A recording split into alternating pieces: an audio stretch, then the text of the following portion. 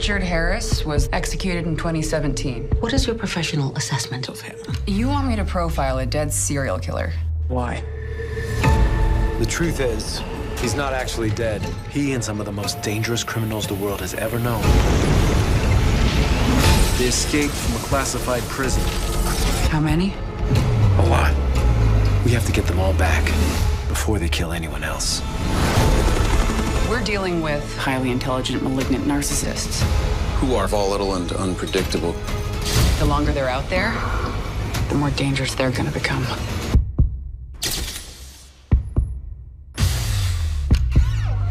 This is new behavior. They're escalating. But there's something more here. What are you hiding? The blast was no accident. Someone wanted those killers back out in the world. The Hunting Party, February 3rd on NBC and Peacock. Hello, everyone. My name is Heather Hurt with the NRW, where nerds rule the world, and I am here with JJ Bailey, who, along with his co-creator. You have a regular job. It's fine. Yeah. Jake Coburn, who unfortunately cannot be with us today. Hopefully he feels better. For the Hunting Party on NBC. How are you today, sir? I'm fantastic. How are you doing? Good. Sorry for the long intro. That word vomit just happens. The new series is it's a fascinating one. It's kind of the opposing end to the traditional crime drama, right? We're trying to get all the criminals back into lockdown. Where did that concept manifest from? Sure. Well, Jake and I really wanted to do sort of a serial killer type procedural. We wanted to do something different. We wanted to do something that felt really big. And it honestly started with the idea of a massive prison break. And as we started sort of unpacking that, we started thinking, well, what's more interesting than just a prison break? Well, a prison that's not supposed to exist and inmates who aren't supposed to exist. And when you're trying to, go on all these manhunts, what's a complicated thing we could throw at our characters? Well, maybe they can't tell anybody about it because these people aren't supposed to exist. It's all hush hush. It's all secret. And so we just started throwing things that we felt like would complicate the story for our characters. And it really sort of became what it is now, sort of out of that. There's definitely some, to go along with that, there's some elements of Stargate where even the president doesn't even know what's going on. Why make it so, understandably, you wanted to make it a little bit more challenging for them, but why make it so difficult to the point where, in our day of espionage, why make it to the point where it's going that over the top, where not even the president in this case knows what it is? Was it just for the love of the serial killer, or was it because you just really wanted to make it difficult? Well, I think both of those things are involved, but also, wanting to do something that had a bit more intrigue. I mean, I think I won't speak for Jake, but I will say for myself, my interests vary so much. I love conspiracy thrillers. I love serial killers. Not real serial killer shows. I love, traditional procedurals, and I want to do something that felt familiar yet different, and was able to sort of weave all those various elements into it. And by sort of making it this very secret place that even the president doesn't know exists, sort of feeds into that conspiracy theory part that I just adore those type of stories. So brought it all together. That's right. Perfect. One of the very interesting elements to keep going along with that same theme, are the relationships. Nobody is who they appear. Nobody trusts anybody. Why develop in procedurals in general? You have this very big family dynamic. I'm going to use the most popular one of all time, NCIS. They are a family, right? Why create this appearance of trust, but nobody believes in each other? Interesting question. I will say I wanted to see these characters on the journey of getting to a place where they could really be that family. Because I think that is ultimately what viewers want to see. And what I enjoy is feeling like I'm a part of that family when I tune in every week, and just wanting to spend time with those people. And if this is a conspiracy thriller type show, that's definitely an element of it.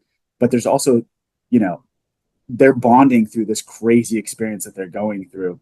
And I want the audience to sort of feel like they can enter into that journey. And if you come in and that family dynamic is already established, you're a little bit on the outside watching it. And by bringing Bex in, who doesn't know anything about this place, and Hassani, who, to be perfectly honest, as we learn, does not have the full story either. They're all sort of learning things, but learning who they can trust. And as we watch them go on that journey together, what my hope is the audience sort of feels like they can more enter into it, because they'll be asking the same questions Bex is asking. Can I trust him? Can I trust her? Can I trust him? And hopefully as they wrestle with that, they'll be able to enter into that same journey. And when we get to an episode like episode 4, in my opinion, is one of the first ones where we really feel like the dynamic of the team is gelling and they're becoming sort of that family unit. Hopefully the audience will feel like they're a part of that too, because they've sort of gotten to watch that journey and be a part of it. That's a great way to put it. That's a great way to look at it. With that being said, going to keep along with the comparison of NCIS. One of the really cool things about y'all's show is that it's a little bit of everybody. You've got FBI, you got CIA, you have the Justice Department. Of course, we have the Army in there. Most shows are just kind of, very tunnel vision. Oh my goodness, tunnel visioned into one organization. How much research did y'all have to do so that you could really collaborate amongst all of these organizations in your show? That's a great question. Well, I will say that I think we have the freedom to really sort of go in any creative direction we want with it, since it is such a pushed concept. But Jake, my co-showrunner, his partner's father is a former Army intelligence guy. And so we had a great resource to ask questions when we were talking about how do these people relate to each other? What's the power dynamic here? What would it look like for, a government agency to be running an operation out of a military base? What happens there? What's the chain of command? And so we had sort of an inside track on that, but we also really wanted our team to feel like its own thing. Like, yes, there are all these pieces, but ultimately we're following this story of 5 people trying to do this crazy job of recovering these serial killers that shouldn't exist. And so, yes, we wanted to have layers that felt like, okay, this is how the chain of command should work in reality. But we also want to feel like our team is their own thing that we've never seen before. And, there's a little bit of confusion as to who is in charge sometimes. Like Hassani can say to the AG, like, I'm not telling you that.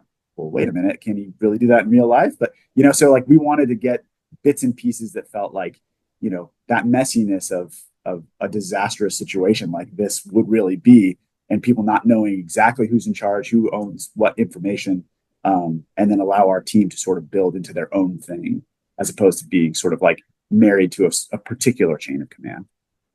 Absolutely. And there's so much confusion. I won't deny it. You have to do those old fashioned like charts. Diagrams. Yeah. My last question is, it's kind of a silly one, a goofy one for you. Either in the future, no spoilers, of course, or what you've already seen, what is your favorite dynamic? Just 2 people in the show that the audience should pay more attention to. Gosh, that's a really hard one. I'm going to say 3 people. I mean, Bex, Shane, and Hassani. As the show sort of progresses, it starts to feel like Hassani is this like Papa Bear and his 2 kids, and it's that way in real life too. Like, I think some of real life sort of bled into the way we were writing these characters, because we watched the way that our actors sort of interact with each other off camera, and they sort of have that same vibe of like Patrick, putting his arm around people and like, come on, let's go over here. And then Josh and Melissa are just like hysterical. And I think you watch the 3 of them, you just want to hang out with them. And it's been such a joy watching that develop, and we've definitely inserted that into the creative as well. So that's a hard question, because I also think there are other relationships in the show that have been fantastic, but I'll stick with those 3. Okay. All right. We'll give you that. Thank you so much, JJ, for your time. The Hunting Party premieres every Monday, or releases every Monday at 10 p.m. on NBC, and the next day on Peacock. Thank you so much, and you have a wonderful day. Thank you, too. Had great to meet you.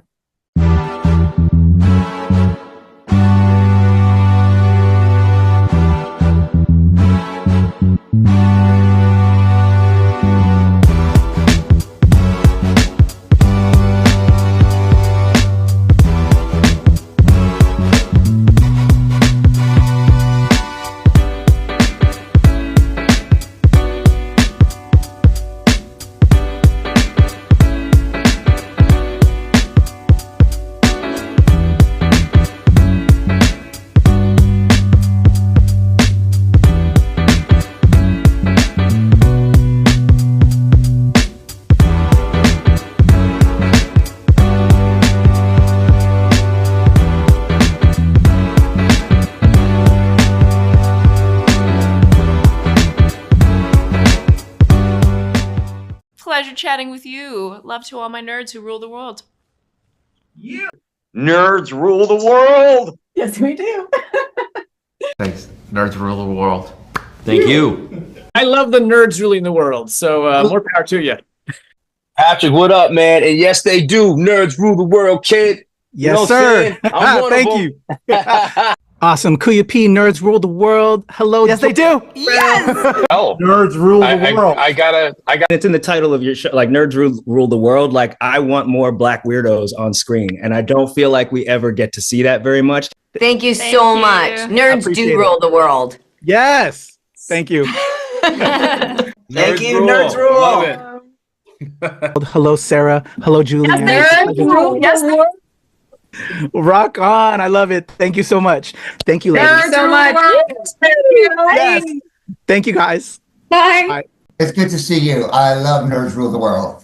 But yeah, there's a heavy nerd component, man. Yeah. And at the end of the day, if you ask me, nerds rule the world. So absolutely. It's your boy Kuya P. Nerds rule the world. Thank you so much, guys. I appreciate you.